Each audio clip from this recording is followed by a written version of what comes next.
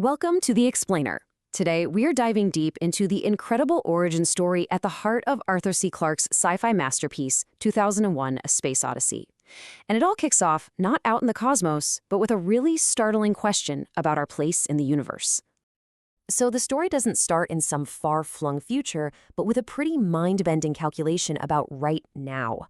Clarke points out this wild fact. For every single one of us alive today, 30 people have come before us. That's the ratio of the living to the dead. Then, Clarke brings up this strange cosmic coincidence. Our home galaxy, the Milky Way, right? It's got about 100 billion stars. I mean, that's a number so big it's almost impossible to really wrap your head around. And get this, that huge astronomical number is also roughly the same as the number of human beings who have ever lived on this planet. It's like for every person who has ever existed, there's a star for them out there in our galaxy. When you put those two facts together, it leads to this one massive question. With all those suns and all those possible worlds orbiting them, why does it seem like we're totally and completely alone out here? Well, the novel 2001 gives us one possible and honestly pretty chilling answer to that question. But to get it, we first got to understand the man who asked it in the first place. See, Clarke wasn't just some storyteller making things up. The guy was a legitimate scientist and a futurist. I mean, way back in 1945, decades before it was real, he's the one who published the paper that basically invented the communication satellite. His fiction was always built on a rock-solid foundation of what could actually be possible. Okay, so Clarke's story throws us way, way back in time. We're talking 3 million years into our own past, to a point when our ancestors were basically at a dead end, heading straight for oblivion. You have to picture it.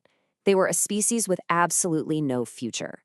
They were stuck in this dried-up wasteland, starving all the time, being picked off by leopards at night, and just living in constant, grinding fear. And the worst part? They were surrounded by tons of food, all these zebras and antelopes, but they had no idea how to hunt them. Every single day was just the same. An endless, losing battle. There was no progress, no hope, nothing. Their time on this planet was just about to run out. And then, one morning, something shows up. Something that would change the course of history forever. It was just alien. A perfect slab of crystal, so clear you could barely see it unless the light hit it just right. The tribe's leader, a guy named Moonwatcher, he crept up to it. He'd never seen anything so perfect, so hard, so wrong. Because here's the thing. This crystal wasn't just sitting there. It had a purpose. It was an instructor. It had a job to do. Through this crazy program of light and sound and hypnotic pulses, the Monolith started, well, rewiring their brains. Think of it like a school, but way more intense. It studied them, figured out who had potential, and then the lessons began, forcing them to connect cause and effect, rewarding them with pleasure when they got it right, and zapping them with a feeling of pain when they failed. And here's the crazy part.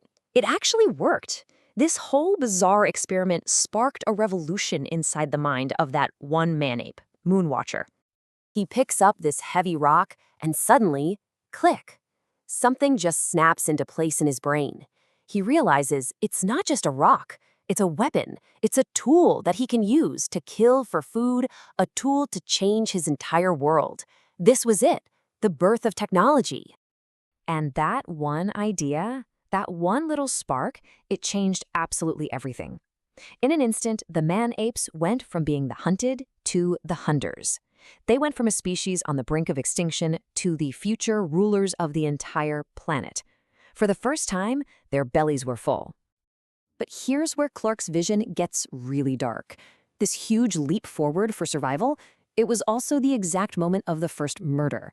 When another tribe challenges them for water, Moonwatcher uses his new tool not to get food, but to kill his rival for dominance. You can literally draw a straight line from that violent moment, from that bone club, all the way through human history. The bone becomes a spear, then a sword, then a gun, and eventually a rocket ship heading for the stars. And that leaves us with this really chilling thought, right? The very same tools that let us survive and become masters of our world, they also gave us the power to completely destroy ourselves. So you see, the story of the monolith, it isn't really just about our distant past. It's this profound question mark hanging over our future. If some unseen intelligence decided we were ready for our first lesson 3 million years ago, what happens when it decides we're ready for the next one?